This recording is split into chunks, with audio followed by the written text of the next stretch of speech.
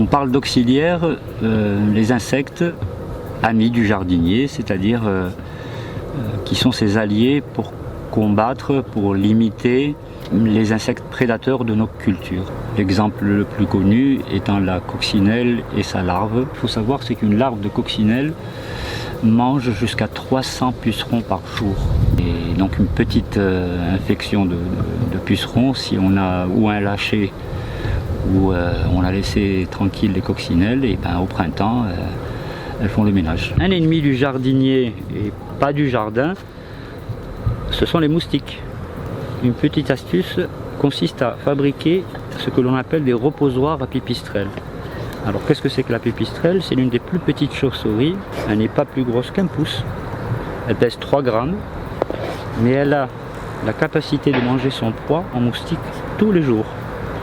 Alors reposoir, c'est une petite boîte avec une ouverture, des échelles à l'intérieur, à suspendre sur une hauteur d'au moins 3 mètres.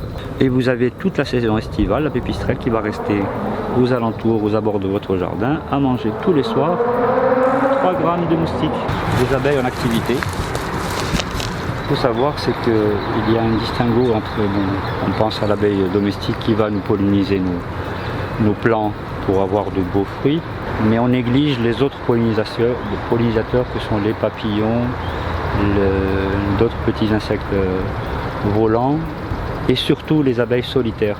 C'est surtout l'hiver où j'apporte un petit peu de graines et puis des petites boules de graisse. Je trouve que c'est important.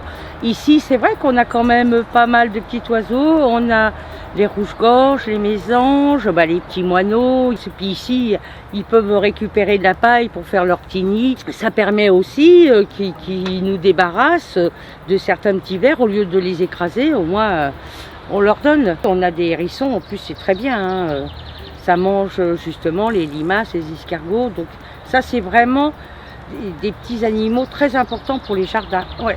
Je laisse l'herbe pousser à 15-20 cm de hauteur pour abriter la biodiversité. Quand même, si l'herbe elle est beaucoup plus haute, vous allez avoir des hérissons qui vont venir, vous allez avoir un tas d'animaux qui vont venir finalement mettre dans votre jardin puisqu'ils vont se sentir en sécurité. Ici je vois tout, hein, les animaux, j'ai eu des écureuils, j'ai eu des marcassins, j'ai des renards, j'ai des oiseaux, j'ai de tout. Plutôt que se tuer à la tâche à passer la tondeuse toutes les semaines, moi je trouve qu'il vaut mieux le passer à réaliser son potager plutôt qu'à tondre, et après il faut tondre une fois par mois et voilà, c'est plus que suffisant.